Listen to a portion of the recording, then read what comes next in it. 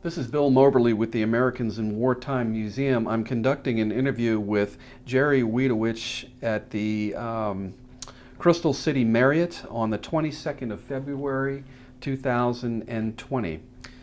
So Jerry, tell me a little bit about yourself and your background that led up to your enlistment. Well, I grew up in Minnesota in the North Woods. Well, you grew up hunting and fishing and living in the outdoors, that type of thing. And it would come back later that it was very beneficial since my father was a World War II vet and my older brother was an Army guy in Germany in the late 60s. But there was a time when I was invited to join the Army by Uncle Sam back in 1970, which put me into the military in February of '71. I was the 11 Bravo infantryman, destined to be an M60 machine gunner, because as the sergeant told me as I went through the induction physical, it looked like I could carry a lot of M60 ammo over my shoulders, because at that time everybody was basically going to Vietnam. And so I found myself in Fort Jackson, South Carolina in the spring of 1971 after graduating from the University of Minnesota in 1970. And at Fort Jackson was an interesting time when they cut your hair off and do all that sort of thing. That of the 70s vintage of college students, we weren't known for being clean shaven and had a lot of hair hanging down. But as an infantryman in training with the thought of Vietnam constantly ahead, it was a point of interest. I also went in with what turned out to be 4 other college graduates from around Minnesota, and we then finished. We went from basic training to AIT at Fort Benning. So while at Fort Benning and AIT, again continuing on the 11 Bravo track, they came in as college graduates. They said we were qualified for the Officer Candidate School program, if we would care to join that. I ended up calling my dad to see what he thought. And he said, you know, I think it's a pretty good idea. Right now, he said, when I was in World War II, I was offered battlefield commissions and I turned them down because he said I didn't want the responsibility. And I had 5 guys in my fire team that were all from the Midwest, and we all knew how to hunt and fish and how to take care of each other, and we made a promise to each other that we'd make it through by virtue of taking care of each other. And he said I didn't want to do that, but he said nowadays I've read about the program in the Army where an individual can become a buck sergeant in 90 days.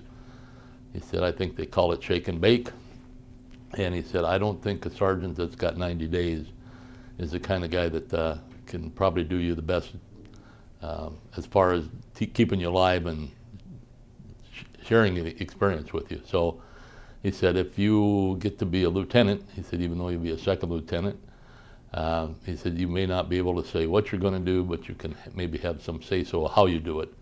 And I trust that would improve your survivability if you would do that. And he said, besides, if you go there, they can't kill you, and if they do kill you, they can't eat you, so don't worry about it.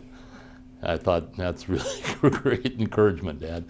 So anyway, I did sign up for it, stayed at Fort Benning, and went through OCS, 6 months of what I would probably never ever do again. I wouldn't trade it for the world, but it was some of the best experience I ever had of maturation and getting track of who you are.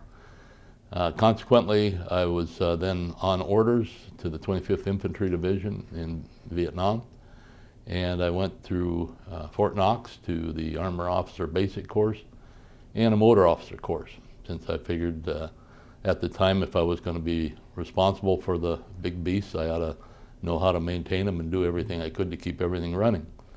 And so while at Fort Knox, this was I was commissioned in January '72. In fact, Class 1-72, something you'll never forget, 51st Company OCS. While there, the TAC officers came in and called 3 of us out And he said, we've got an opportunity for you, but it's going to require you to extend another year, sign up for it. And I thought to myself, I came in for 2. I went through OCS and I picked up 2 more as a reserve commission. That made 4. And now you're telling me I got to add a 5th one, and I'm on orders to Vietnam, and that doesn't sound like such a great deal. So I said, well, I'm not sure that's such a good deal. And the guy said, well, you know where you're going? And I said, I really don't have a clue, upper Midwest kind of conservative guy out. And he said, well, you're going to 25th Infantry Division. And I said, okay, well, what's that mean? And he said, have you ever seen the movie From Here to Eternity? And I said, oh, you mean where the first sergeant's rolling around on the beach with the old man's wife? And he said, yep, that's the one. And I said, oh, really? And he said, Schofield Barracks, Hawaii. So I went, oh, so instead of Vietnam, I'm going to Hawaii, and you want me to stay there another year, in other words, 3 years as a bachelor in 1972. I'll just leave it at that. So it was, where can I sign? And I did 3 years there. Got to meet some of my most dear friends that are still friends today. Vietnam returnees that shared and mentored, both infantry, and I was assigned to the 3rd Squadron, 4th Cavalry, the Alpha Troop on the 1 ground troop of the Air Cav Squadron. And learned the tricks of the trade there from some of the best NCOs I've ever had. In fact, long-term friends, and it was, I had to work my way from being a squadron motor officer since I was school trained, up to being a platoon leader. Had a great platoon sergeant, Jerry True, friend to the end. And only got to do 9 months as a platoon leader because my troop commander said, you learned it. So I became an XO and ended up being the XO in the troop for 21 months and 3 company or troop commanders.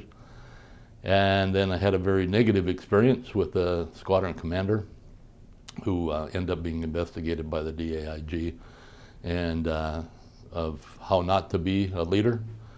And I was ready to hang it up when one of my friends pulled me aside and said, this really isn't the Army that you hear about, and that's not the kind of commander that's out there. You owe it to yourself to go to the advanced course, get to know everybody that's there and find out what their life was like, scattered from around the world. And they said, besides which, you'll just add another year to your career, and you're a bachelor anyway, so why not? And I went back and they were right. I found out later that the DAIG took care of the problem with the squadron commander, and he ended up mustering out of the Army by virtue of the number of people that he had ruined their careers. But it was even a bad individual is a good example of what not to do. So I ended up going through the advanced course, making some more friends and learning about the Army and what it's really not, what it really is and what good leaders do. And then I got assigned to Fort Knox to a basic training company. And I thought that was a rather weird assignment, but that's the way it was going. But again, another friend said, you really ought to go to Germany and have a tank company in Germany. So I did a year as the basic training company commander, ended up from there being drafted over into the advanced course as an instructor. Didn't want to do that. I only got to be a company commander for a year after being a platoon leader for 9 months, but I ended up being an instructor in advanced tactics at the Armor School. Again, I got to interact with nearly 200 students, captains and lieutenants a year. Found that I had the time to read the books and tell them what the doctrine was, because in the field you really don't have that time. And made some really dear friends, and ended up writing a letter to the 1st Armored Division because my brother had been in Bavaria, and that's where he got married in the 60s. And I also met my wife there, and asked if she'd be interested in going to Germany, and she said, absolutely. Lots of good crystal and other other items there. So I went from the advanced course instructor into being thrown into the Brigade 3 shop at the 1st Brigade, 1st Armored Division in Hildesheim, Germany, because I'd been an instructor, they said I could write op plans, and so I ended up in the war room rewriting the op plan for the GDP at that time. Worked my way out of that into the tank battalion that was a resident there, 1st to 13th Armor. Came down from the Brigade 3 shop as an Alpha Company commander. Again, great NCOs, know what they're doing, take care of you. And I saw it in the basic training company and drill sergeants doing their thing, and then watching the line sergeants do their thing, learning from my first sergeant, that type of thing. So I got to be a tank company commander for all of a year, and I got pulled up to be the S3 of the battalion, and then was lucky enough to be selected below the zone to go to the Command and General Staff College out at Fort Leavenworth. So I went there and again met a lot of good people, got to enjoy some pheasant hunting in Kansas, and study the art of war, and again make more friends. And I ended up going from there, let's see, do I have the sequence right? From Germany, yeah, to Fort Leavenworth, and then back to Fort Knox, but in the utilization, it was still a 12 series, but I was in combat developments. And at that point, we were working on the next generation of tank, which was drafting up the requirements for what turned into be the Block 2 for the Abrams. And then I spent half my time on the road, TDY, up in Warren, Michigan, in the R&D center up there, putting together the requirements and explaining to the engineers what it meant to operate in a vehicle, and they wanted to know what all this hieroglyphics was that we used on a map, and why did we need that, and I wanted to know why the reliability wasn't any bigger than it was. So we established a great friendship, and at that time discovered the idea that we could actually begin to send digits from the bus that was in the ground vehicle that we were moving to, that the Germans already had in the Leopard, and that we could take it up and bring information into the turret.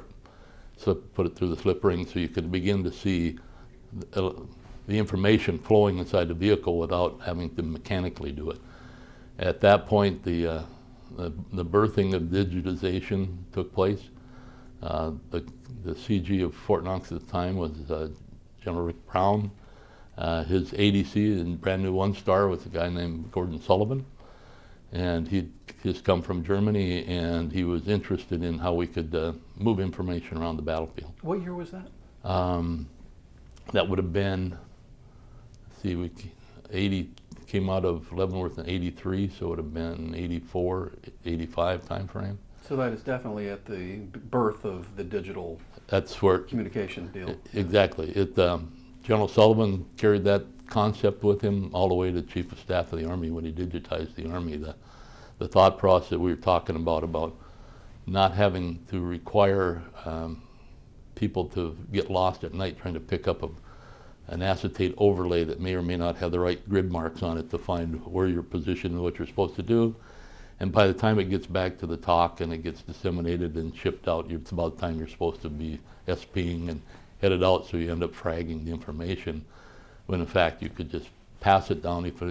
We talked about just a sketch map of what it is that you want them to do and where do you want people to be and where's the enemy, that sort of thing. So it was at birthing, just based on a concept. They called it Battlefield Management System at the time, BMS. And General Brown championed it, and General Sullivan implemented, and we did several tests with the Army Engineer Board at the time to see if it was technically feasible. Technology wasn't quite ready for it then. They're still struggling with it today, but it was a simple concept at the start. So I'd say that's probably one of the highlights I had with working with senior officers at the time on a concept that was waiting to happen in the mid-'80s. What rank were you at this time as well? Let's see. I came out of Leavenworth as a captain, so probably a junior major. I headed up one of the branches in DCD, and I was a bit concerned because of the breadth of that concept. You have a fleeting window when you're either going to be an S3 or an XO of a battalion or a squadron, and I was missing that window while I was sitting in a staff job. That's where I ran into what became another dear friend. He was a colonel at the time, Paul Funk, and later became the 3rd Armored Division commander and went on to be the Corps commander at 3 Corps, etc. But he was another mentor through life and just can keep things going. We actually were able to work an agreement between the user at Fort Knox in the Armor Center and the engineers in the Tank Automotive R&D Center in Warren, Michigan, that built a bond because I walked them through the symbology and the concept of tactics, which I guess every guy kind of likes to move big machines around that blow things up and put it on a map and let it tell a story. So the engineers at TARDEC, Don Sarn particularly, he became another close friend. And so we worked through that, and I was able to, I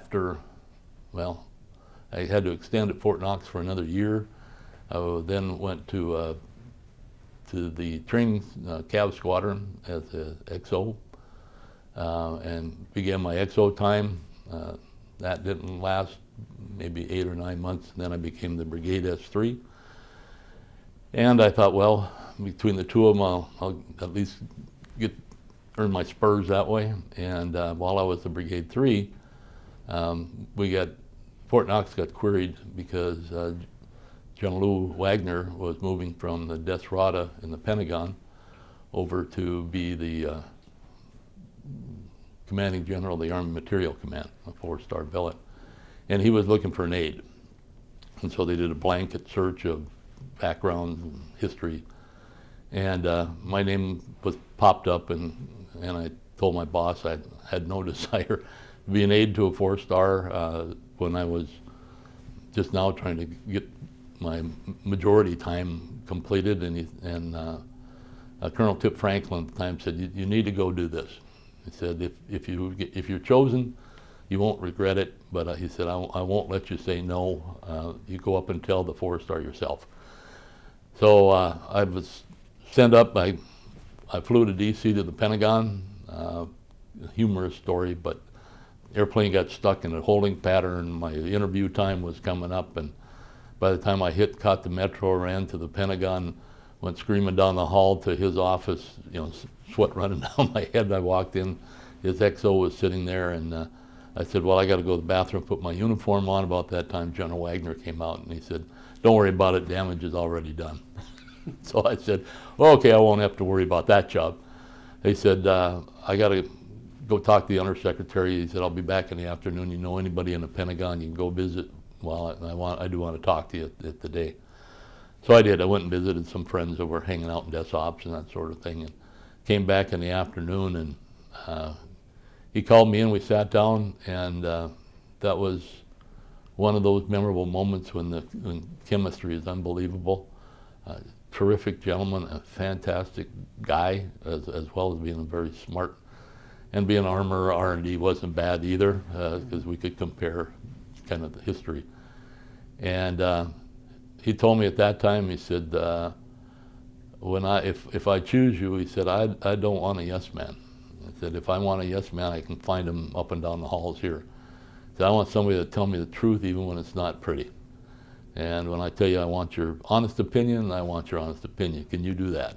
And I said, well, so that's probably the easiest thing for me to be able to not have to be concerned. I could do that. And he said, well, then I don't think I'm going to interview anybody else. You got the job. And I just went, here we go again. I had to call my wife and then tell her that I had to be back up in D.C. in 2 weeks, that she was going to have to close out the house and handle the shipping of everything there. I would find a house up in the D.C. area. And so it began. And he told me that he did not want me to be his aide for more than a year, because he said, you lose perspective on what reality is operating at the levels that we do. He said, we talk just like everybody else. We make the same kind of decisions, but the doors that are opened and the things that are there, it's not fair for you to think that, you know, life is really like that. And so I said, well, a year. I'm kind of used to doing things for that amount of time. And we became close friends and traveled the world as the CG of AMC. We have equipment things stored around the world, and we got to see most of it. A lot of travel, but the time to exchange and talk about things. And he would ask me for my candid, honest opinion. And it may be in the privacy of the back seat of the sedan. It may be in an airplane somewhere flying back, the red eye back from California. And it was a relationship that exists to today. We're still close. And his family loved him. They loved us. And it was one of those senior leadership mentor models that you kind of look at and said, if I could do that, that's what I would do. But it turned out that 1 year flew by, and he said, could you extend for 6 months and help me find the next guy? Which I did, and then he said, what would you like to do? And I said, well, I'd like to command a tank battalion in Germany is what my desire would be. And he said, okay, we'll work that. What else would you like to do? And I said, well, my career has either been, I've been on tanks, or I've been working on them, developing new technology, something to give the advantage to our soldier and take it away from the enemy, and make sure that we can, where possible, put the best equipment we can in the hands of the soldier and let him do his job. And so I said, well, maybe if I don't get to be a battalion commander, I could be a product manager or program manager. And so I'd like to go to the Defense Management School and get a signature off on being a PM. So he said, well, since the PM, the school is one of the areas I have responsibility for, he said, I think that I can make that happen. So I ended up getting a slot at Fort Belvoir in the PM course, and went through that, and again met some of the great folks from all the services, civilians and all the joint services. And so it came time for graduation, and they said, well, where are you going to go? And I said, well, where should I go? And mentors said, well, you need to go into Desk Ops and find out how the Pentagon runs and how the Army runs. And so I ended up in Desk Ops, and lo and behold, the command list popped open, and I was on the battalion command list. And he said, they asked, well, what organization, you know, the wish list, and I always wanted to be. George Patton was one of my heroes, as I think every tanker is, and I wanted to be in 137 armor. And unfortunately that was already spoken for somewhere in the workings of slotting process.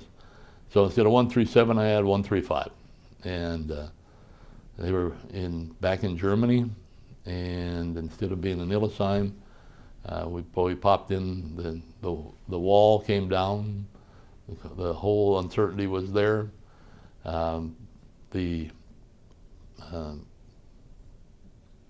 What was going to be our role?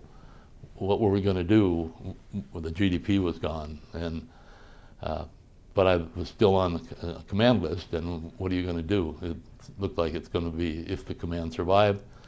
Interestingly enough, when I was in Desk Ops, one of the projects I worked on was a codename project, but it was the reduction of forces in Germany. And lo and behold, there was my unit on the list. And I knew what was going to happen. I knew I was going to the 1st Armored Division, but I was sworn to secrecy at the time that I couldn't even tell the division commander what was going to happen to his division. And General Ron Griffith at the time honored that. He said, I understand, I've been in the building. He said, so just, you know, do what you can to help us, and these are the things we need to concentrate on. And so in command, and we were working our way through what was going to happen when I began to notice that the triggers of a unit going out, suddenly you weren't doing equipment rollovers, and suddenly people didn't get excited on your USR that you were under 100% manning, that you were dropping down to C3 categories of tank crews. And that all told me that instead of 2 years out, it was already happening. And so I was like, okay, what do we do? And I had to pull my S3 and my XO in. We went in the war room and kicked everybody out. I explained what was happening so they weren't getting aggravated. I said, it's a way of life and what's happening in the world. During that process, Saddam Hussein went stupid and decided to go into Kuwait. And Army Europe got alerted, and we were on the list as part of the 1st Armored Division to go. And suddenly I started getting people back in, and suddenly new equipment started to roll in. And for the first time in my life, I actually got to see a full T.O.E. of a tank battalion. We went from roughly 500 to 740, 750 people with all the wartime augmentations. I actually had a surgeon, a doctor, a PA, intel people. It was unbelievable. And we went through the fantastic train-up that Europe could do, even when we were shipping our tanks on the ships. Other units were volunteering their equipment so we could go through gunnery and do crew qualification. We had a run of the simulations that conduct of fire trainers, the simulation networking, all of that to build teamwork since we were a young team, leadership team together. And we geared up to go, and we ended up on 3 separate airplanes headed to the desert with General Griffith as the CG, General Monty Miggs as the 2nd Brigade commander, and a 4-battalion heavy brigade with 3 armor and 1 mech. We did not get to take our mech battalion. They had been hit by a similar new equipment not rolling over. So they took 6.6 infantry out of Bamberg and moved it into the task organization out of Erlangen. And so we had 3 tank battalions, an infantry battalion, and all the supporting artillery and everything that went with it. And we went to the desert to begin training, not knowing when things were going to change. And that was an interesting time to go from Europe when you really didn't have a place to spread out a company, let alone a battalion, and then trying to adjust to maintain visual contact. Well, in the desert, that meant they could be a mile away and you could still see them, but the unit was way too large. So we actually went back to trial and error, and we found that what they talk about, 50 to 75 meters between vehicles, works. And in fact, you do that and you use the training that you had in Europe. The gunnery ranges, if you kept the safety limits in mind of the training thought process, that if your gun tube went from the left fender to the right fender and you didn't go in front of the guy next to you, that at 2,000 meters you had overlapping fire and you could both hit the targets necessary and you wouldn't miss any. And so it was almost train as you fight without really knowing about it. But then when you got to the desert, you can put the entire 58 tanks out online and watch them maneuver. We ran into some interesting maintenance problems because in Germany you ran them a little bit, popped them off, put them back in the tank part, made sure the maintenance was there.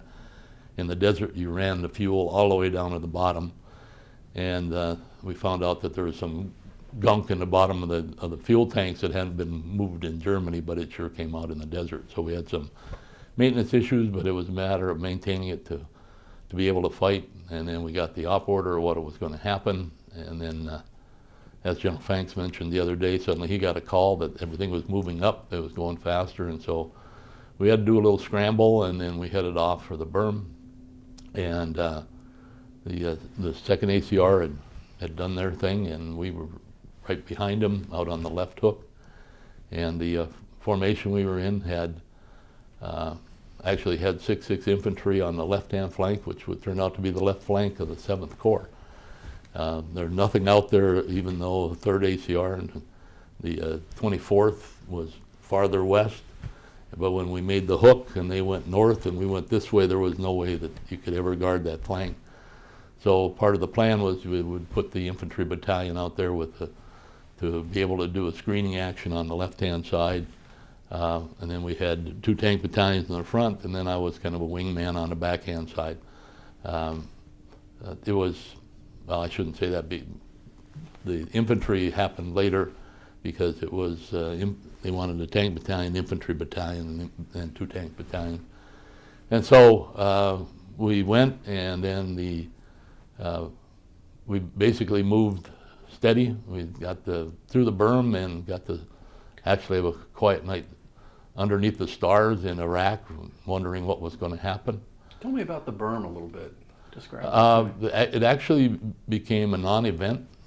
We'd been practicing before on how to breach minefields and clear berms and that sort of stuff, but the concentration of the equipment and the plan and the planning that went into it, it was a matter of, just you collapse your formation into a linear formation, you hit the hole, you straight through, pop back out, get back into formation, and keep on rolling. That was well executed. They were guarded. It was not under observation by anything other than our forces. And so we just rolled through and got back into battle formation. And the only interesting part was night operations. It was, at that time, as a tank company commander in Germany, state of the art for command and control was a paper map, piece of acetate, grease pencils, and a red filtered flashlight. And that's how you did navigation, command, and control at night. Well, from being a company commander in the late 70s to a battalion commander in the late 80s, and early 90s, the state of the command and control was that we now had SINGAR's radios, but it was a paper map. We now have flexible plastic in the German map case, and we had alcohol pens instead of grease pencil, and we had chem lights instead of red filtered flashlights. So the command and control was was not that sophisticated. We had no GPS other than the Air Force ALO that came to us had one in his AM radio, so he could talk to the guys in the sky. And it was part of when the battlefield management system and the Fort Knox concept was actually after the fact of being a company commander. And then when I went back as a battalion commander, and it really hadn't changed. And it's like, we're really missing an opportunity to ease the command and control. And if we didn't overdo it and burden the guy with too much information, then the digitization would help in being able to do the command and control. But I found it relatively humorous that from company to battalion, the level of, or lack of sophistication in command and control tools, it was still primarily push to talk, and that's what we did. And so the plan called for us to sweep through. We cleared the berm, had a night of rest, 4 hours on the back deck of the tank looking at the stars. And the next day we were supposed to move into a town of Al-Basaya, which was a theater reserve of the Iraqi army, but it also had a water point, which was very important to take us on. So the plan was that we would move up and stop just short of the town. They would do H&I harassing, interdicting fires all night on the town, because we'd heard that there was a commando battalion, there was a tank company with 3 platoons of tanks that were somewhere moving up and down the road or wherever, and then there was elements of other militia type forces, but they also had a lot of war stockage trucks and supplies and stuff in the town. So the night during the preparation, it was raining like crazy, and that's when we had an MLRS battalion pull up alongside and decide to launch all their rockets, which I've got all kinds of weird reports from the company commanders out there of it. Was it incoming? Was it, what was going on? And we just had to talk it through, just take a look at where they are and where they're going, and be grateful you're not on the other end of it. So the morning we had stand to and started to roll. I started getting spot reports from the XOs of a couple of the tank companies that they could see what the T-80s they were calling them. And it turned out it was M1s. There were our friendlies that they were seeing outside through vision blocks instead of being popped with a popped hatch. But anyway, they just got rid of the butterflies and the nerves until we got close, and then the brigade commander had us halt at an angle, basically surrounding the town. We were far enough away that we could shoot at them, but small arms couldn't affect what we were doing. They had engaged a tank. The brigade there was one tank company that was dug in when we rolled up, and it was quickly taken care of. But then we stopped short, and the brigade commander said, if you want to show your guys something they've never seen before, I suggest they pop the hatch and take a look outside. And the artillery, the second of the second, was they fired smoke round marking rounds, and they popped one, you could hear the gun go off, and it fell short, and it was just spewing white smoke in front, and then we shot another one, and it popped on the other side of town, and he said, the brigade commander said, get ready, because this will be a show like they haven't seen before. So they did a battalion eight rounds for all the guns, and the town just basically went under black smoke, and prior to that, we had seen guys up on top of the rooftops with their AK-47s, and they were flipping the bird at us and doing all kinds of stuff, and then all of a sudden their world changed when the Arty battalion did its thing and just brought it down. And at that point, the brigade commander left the infantry battalion to clear the town and secure it, because our orders were to continue to attack, not stop. And in that process, one of the orders or words of wisdom from General Griffith that I will always remember is he said, I don't want this is not a fair fight. We've got everything I don't want to see people kicking in doors and fighting hand to hand. So that's why the tanks have a 120 millimeter main gun on them, and we got lots of ammo. So instead of going in the door, I expect you to put one through the door. And if they still shoot back, put another one through it until they quit that. And he said, I don't want hand to hand. So I don't want to lose soldiers to that. That's why we have what we have. But other than that, keep moving. And at that point is where I guess I began to see divine intervention, if you want to call it that. In my life, the order change from Vietnam to Hawaii, I considered divine intervention. At this point, we were worried about a couple of things. One of them was, would there be gas? Would he use it against us? The other were mines, because we had received intel from special ops guys who had been across the border, and they had Italian plastic mine, anti-tank mines. Couldn't pick them up with mine detectors. They're plastic and easy to throw in place, and it was, are they going to be there or not, and what's that going to do, even though you train for it? What's the impact going to be? So as we were moving forward, I began to get reports that there were brown spots on the ground. Well, if you've ever seen farmers or anybody working in the field, if you turn over the ground and you put something in it and you put it back down and it happens to be raining, then suddenly you got a brown spot where it was newly plowed dirt and not where the others were. So what the guys were seeing out in front were the minefields that were emplaced out in the sand. And it was like, okay, what do we do? And they said, well, you don't drive over the brown spots. You just find the routes that are clear, as every minefield will have a way to get through it, even primarily for the people who put it in place. And so suddenly we had the rain the night before during the prep, and everywhere that they had basically put in a mine, we could see it. And so we drove around it. And that one of those benevolent things. And so we left the infantry battalion there. I then moved up in the front, so then we had 3 armor battalions, basically in a wing formation, and we moved on. At that point, I began to look at it, and the prep, we had put map sheets together and everything that was there, but when it was continued to move, it was, okay, you got this map sheet, handed to me, and you looked at the blank sheet of paper with grid lines on it. There was no terrain reference, and we had received, in preparation to the move over, we received one plugger at the time, a rudimentary GPS.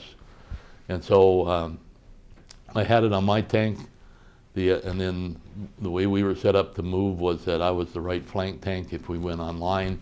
Everybody dressed left from there, and everybody shot to the front. And I said, if I see a gun, I see a shell going across in front of me, you don't want the battalion commander to see a gun shooting across my front, because you won't be in the fight for very long. I'll take care of that.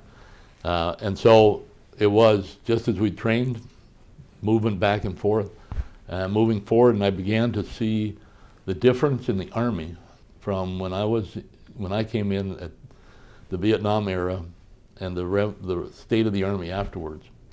And I got to see the basic training side when I had a training company, to see the quality of the soldiers and what the impact was having on society. And then I got to watch that change after I was the company commander in Germany, when it was never a guarantee that when you went out to check training that the troops were going to be where they're supposed to be, doing what they're supposed to be and doing it to the standard. It was kind of a hit or miss. And then I've got to see the change that the senior leadership in the Army had brought to it, along with Congress and the President, and the budgets flowing back in, and the training, and the National Training Center implementation. But I got to see company commanders that were far better trained than I was, what I felt at that age. Mm-hmm. And I got to see it happen as we're rolling in the desert. And so instead of having to wonder what it's going to be, I actually got to think about what's the next iteration going to happen. What do I need to plan for? What are the next things that we need to check on to make sure it's happening? And the company commanders were doing their job, the platoon leaders were doing it, platoon sergeant, and it was unbelievable. And the quality of the guys, it just, it brings a tear to my eye when I even think about how good they are. It's just unbelievable. And at that point, as we were moving forward, that's when I guess I got to see another episode of divine intervention, because part of it, we were coming from Germany, so we had all our cold weather gear on board. We're used to fighting in nasty weather and against the Soviet threat. And on the other side, they weren't quite prepared for cold weather, and it was cold. I mean, there were days we had frost on the vehicles, but we were rolling forward that day, and it was raining, and consequently, the rain soaked the sand. Consequently, there were no dust trails to see. The tracks were buried in wet sand, so you didn't hear the squeak, squeak, squeak that you trimmed to say, well, the tanks are coming. And so as we rolled across the desert, no dust trail, no squeaking noises, and rolling towards the enemy, we didn't know where they were located. I thought it was, after the war, I thought it was kind of funny that the folks back home watching it on TV and they're getting their nightly updates, they knew more about what was going on than we did on the ground, because the intel picture was so nebulous at the time. Mm-hmm. And so we were just kind of rolling forward. They said they're out there somewhere, and so it was, okay, we're going to go into the attack formation and move forward. And that's what happened. We ran into the B, or the Medina Brigade, division, I should say, on the morning of the 27th, I believe it was. Yeah. And it was the first spot report. I'll remember it forever. Came in from my Delta Company commander, and he said, I've got 2 dug-in tanks and 3 moving BMPs at 3,300 meters, or 3,800 meters, I'm sorry. And I said, Roger, but fratricide was a big concern. We'd had a couple instances of people wandering back and forth without the GPS, et cetera, just watching the little RANs. Another thing to see at night is to watch formations move with Lorans and chem lights on the back as they tack back and forth across the desert. I don't know that they do that anymore, but it was a sight to see. And then as we were rolling forward, that spot report, I asked him to confirm it, and he came back and he said, Roger, 2 dug-in T-62s and 3 BMPs at 3,300 meters. And I said, Roger, permission to engage, and that started the battle. We were coming out of a wadi. They were running a reverse slope defense, just I'm sure as they did against Iran in the 1980 war. But they were back down. They'd pushed up dirt berms, and as the company started popping up, Delta company was first, and then my infantry company assigned cross attached, and then my Charlie company and my Bravo company, and then I was on the right hand side with the one GPS running the grid line as our sector moving forward. And as the adage goes, all spot reports, the first one's erroneous. Well, his was erroneous only in the fact that they were T-72s, not T-62s. And there were 3 moving BMPs and 2 drug-in T-72s, and the battle started, and as each company came up out of the wadi, there were targets to the front. And so by the time I got up, my S3, who was on the left-hand side, he said, we have 10 burning tanks to our front. No, we got 20 burning tanks to our front. No, you got 30 burning tanks to our front. And I thought to myself, what kind of target do we have out there? Are the guys shooting the same vehicle? What is it? I didn't realize that it was an entire brigade dug in, waiting for us to come at them. Unfortunately, the equipment they had, we could see them at 4,000 meters, not quite short of laser range, but he was effective out to 17 or 1,800. And so it's kind of like fighting Muhammad Ali. You just drill him, and he didn't know where it was coming from because no smoke trail, no squeaky tracks, and then all of a sudden you started hearing the thunder of everybody shooting out there. So some decided to stay and fight, some decided to try drive away, to flee, and some just dropped it and ran. And they did a little bit of all of them, and if they stayed, then they died. If they tried to run away, they died. If they left their equipment and ran, they let them go. That was the rules of engagement. If they don't pose a threat, let them go. And that's what we did. And the guys just came forward, and then the fight developed to a point where it was, well, nobody could believe that there were that many tanks going on, stuff going on. And in fact, the brigade commander he said, nah, I'll be right up there. I got to see this. So he rolled up behind the battalion adjusting to it, and then all of a sudden the division commander showed up. He wanted to see what was there. And then halfway through the fight, General Frank showed up in his helicopter, and it was an interesting time to make sure everybody knew that it was a friendly helicopter because they had the side tanks. Mm-hmm. And the profile was not something, but they ended up down over the Iraqi army that was dug in. And as General Frank Hayden told me, he said, hey boss, we need to get back on the other side. So they did a hard bank and came back, and they put a hold on us because the Air Force was going to come in and do their thing. That's another long story of what that fight was like. But one of the neat things with the fratricide issue, that in Germany you always had Autobahn lights on the top of your vehicles moving at night to make sure nobody ran into you, that sort of thing. Well, we brought them with us to the desert, and they took cardboard or light whatever material and then wrapped around and duct tape the top of the flasher, so the only thing flashing was straight up. Mm-hmm. So the pilots could see it, the other guys couldn't see it. And so listening to my ALO talk to the guys, he said, look, just follow the flashing lights. Those are the good guys, shoot everybody on the other side.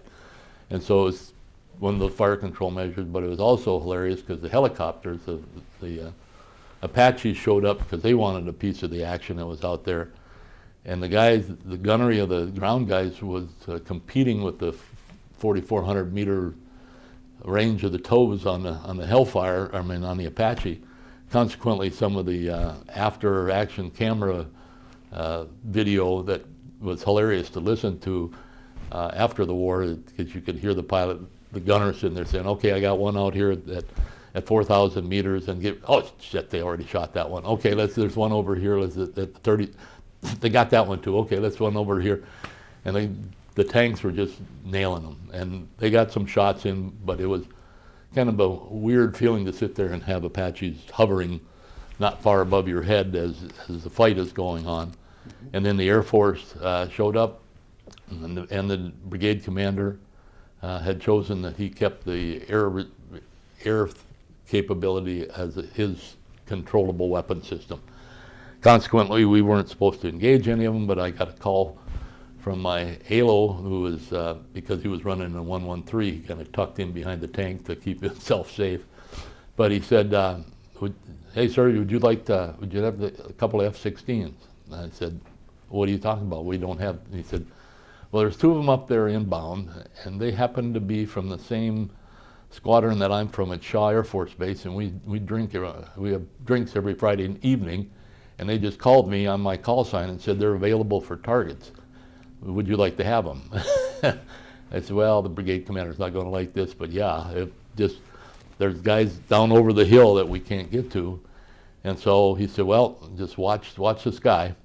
And so we looked up, and it was dark, and the burning vehicles were seeding the clouds, and it was really dark and the raining, and all of a sudden there was this little hole in the blue sky up above, and it looked like two mosquitoes just kind of zipped out of there and then came down, and then the chaff started shooting off, and then the Hellfires were on the way, and some really fantastic explosions, followed up by a couple of A-10s coming in, which were getting shot at by Zu-23-4s, which the tankers then shot them in their grill doors and threw them up in the air as part of the suppression of enemy air defense, and the pilots loved it, and so we got the word that we needed to continue the attack afterwards. So we actually drove through the burning hulls at the time, and it was quite a sight to see as we moved forward, and we actually saw tanks on the backside where they tried to back out of the defilade, and many places have been told that the berms they pushed up, the only thing that would stop was a laser, as the guys were punching holes through the dirt, through the tank, and the Sable was continuing to go on downrange. And I got some fantastic pictures of what that effect looks like, of taking the engine right out of the back end of a T-72 sitting in a firing position, and then the stories have been told many times about cooking off the ammo on the inside and the bad design of what it looked like from the Soviet design to the U.S. design. And it was partway, I guess, towards the end of it, I thought, you know what kind of a lucky guy am I that, one, I get to command a tank battalion in combat, and the troops are fantastic. The company commanders did more than I could ever think they could. But the fact that back as a captain and as a young major, I was actually working on the requirements for what turned out to be the Block 2, but we were doing product improvements on the Block 1. And so here I was in the desert on an M1A1, seeing the test of what we were designing way back when I was a captain. I said, that doesn't happen very often. And I could see what we did right, what we did wrong. Most of it was right, but we did make some trade-offs that made it a little more difficult to fight with. But once in a lifetime kind of opportunity that it's like, it just doesn't get any better than that. That's full circle. And it was proof of concept, whatever you want to call it. But we went through that process. On the way through the dug-in position, I guess I could add here that we were talking about we didn't want a fair fight, and it wasn't. And I had a company commander who didn't think that was quite right. He said some of the after-action reports that we actually conducted an after-action report after the big fight, just like you do in training. Company commanders got together and we talked through what happened, what was going to happen next. Because there was a lull in the battle, and he said, it should have been harder than that. And I said, no, it shouldn't.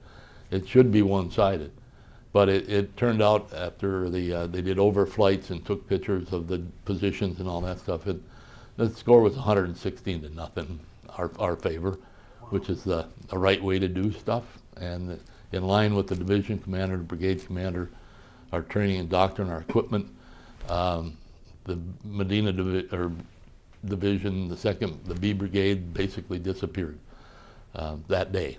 And as we rolled through, there was another experience that shaped and has been part of me also, is that as we were moving forward, they decided that you can anticipate that there were 3 battalions of tanks lined up this way, a battalion of Bradleys screening to the north, tied into a tank battalion from a different brigade on this side, and 2 others out that way. So this was a line of tanks on line, just looking for things to shoot.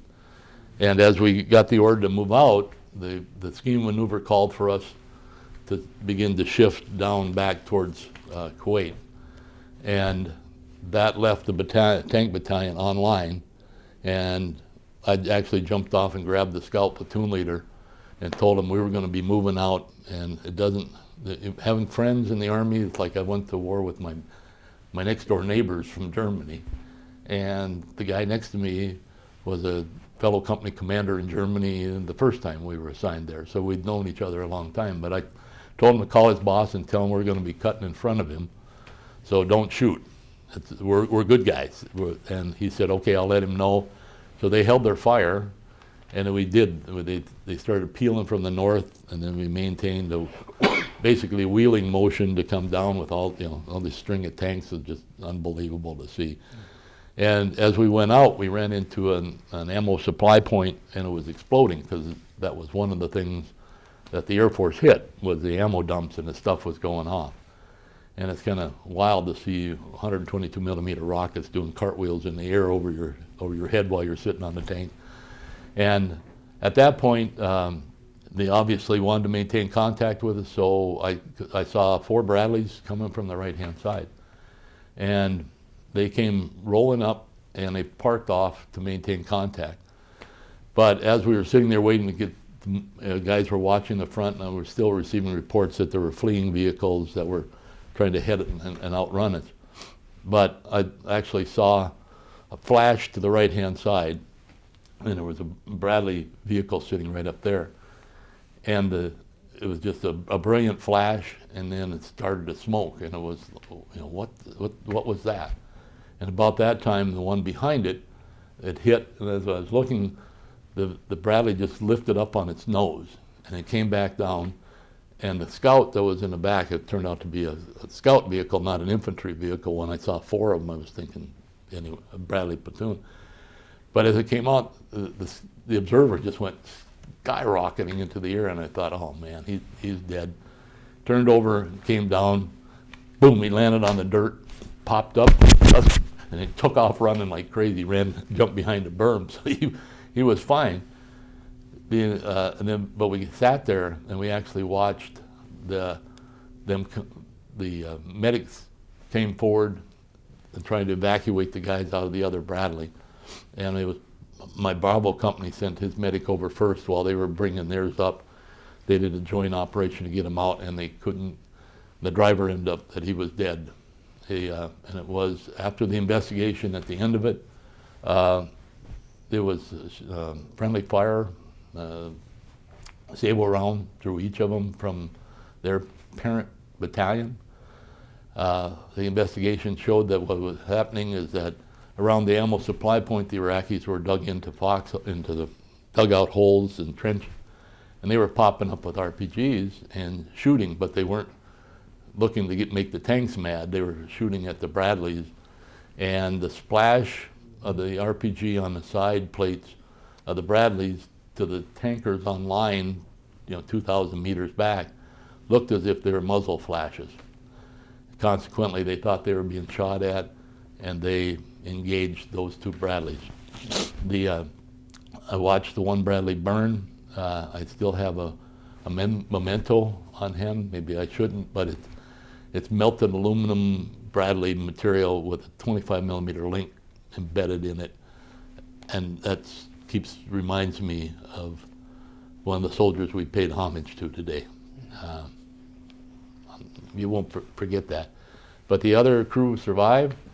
As it turned out, the round that was shot actually hit him underneath the ramp door, and it went through the hull, underneath the torsion bar, Anyway, it went through the bottom of the Bradley and out the front, but the kinetic energy just hit him in the rear end and put him up on his nose.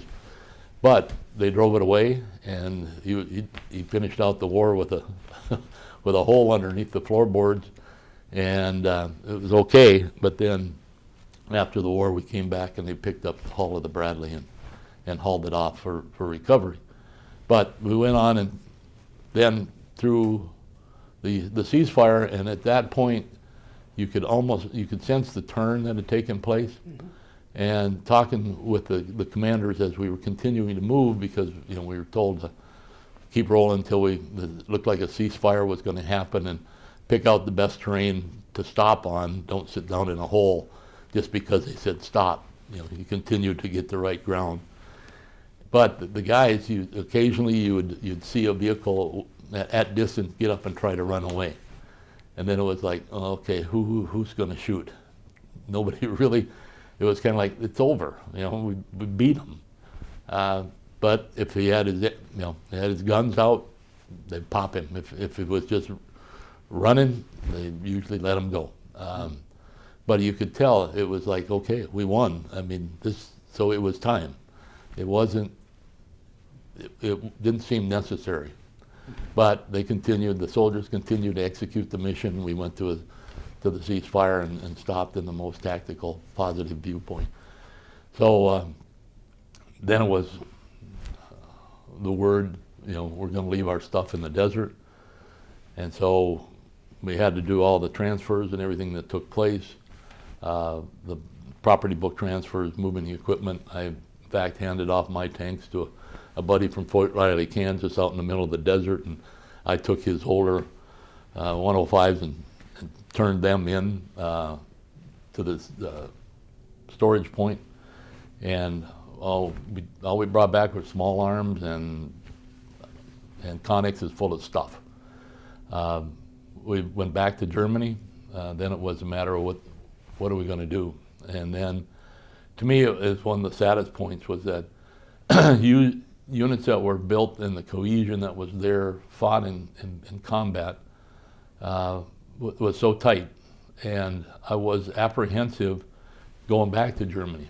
The mayor said, "Well, we're going to throw a big fest for you," and that fests were always a point of contention for young men who were single in Germany, getting beer for their first time, and we could picture that they'd been in the desert for 6 months, and that could be a bit of an issue.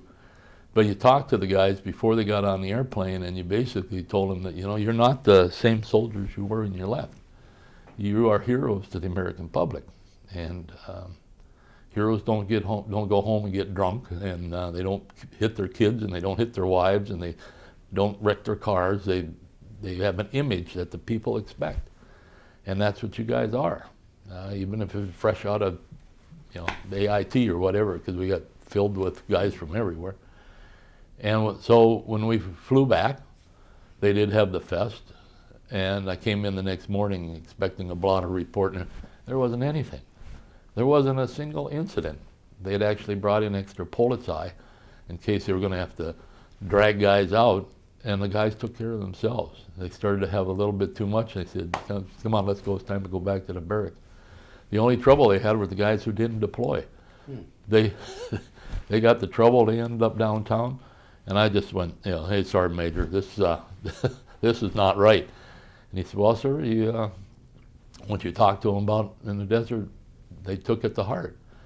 Then the hard part was, okay, we're going to break up all the crews, and we're going to send them to different places around the world. I got letters and notes later that, one of my tank commanders, he said, hey boss, I'm handing out jocks at the gym at Fort Hood. I'm third in line before I ever get to see a tank again. He said, you sure there isn't anything that can be done? And I basically just had to tell him, the Sergeant Major is the key to it all. Wherever you are, you just become a squeaky wheel, and they'll figure out a way to do it. But to have that cohesion just dissipate at the same time moving families here and there and everywhere was like, no other opportunity. But it was a chance after the rolling of the flag, which was an emotional event. By then we were down to less than a company left they were going to be transferred over to different tank battalions and that sort of thing. So I rolled the flag and took the colors back to Fort Carson and handed them over to the 2nd Battalion, which ended up also getting the silver and all the goblets and stuff that go that way. And that was before they knew what they were going to do with 1st Armored Division and where it is today out at Fort Bliss is, I haven't been out to visit them. I probably should do that, but it was an opportunity coming from there. I ended up being asked by General Griffith, who went from being a division commander to the DAIG, if I would come and help him do IG business. And so I went there and began to do the investigation side, not the inspections, but that was to investigate complaints against general officers and SCSs, and it wasn't a fun job.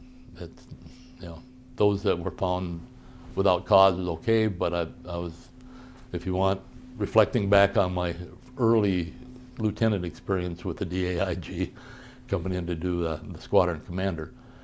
But as it were, I was selected for senior service school, and with all the commanders and everything going through, I said that I'd just soon go to the Industrial College of the Armed Forces in case there wasn't a brigade command in line. I could still go be a program manager, hopefully. And I thought, well, why not back on tanks and work on the next block of what was going to happen, or the Bradley or something like that. And so after graduating from there, I ended up on the joint tour, and it was into the the Deputy Director for Research and Engineering, the DDR&E, and the Office of the Secretary of Defense. They were starting up a new organization called the Defense Modeling and Simulation Office to try to bring together the use of simulation and training. Well, it reflects back on getting ready to go to Desert Storm, because we had the simulators and we had all of that, and it used digital technology to be in line with digitization and training, and it seemed to fit. So the Army had the directorship at the time, and it was a rotational billet assignment, so the Navy sent a captain over. I became his deputy.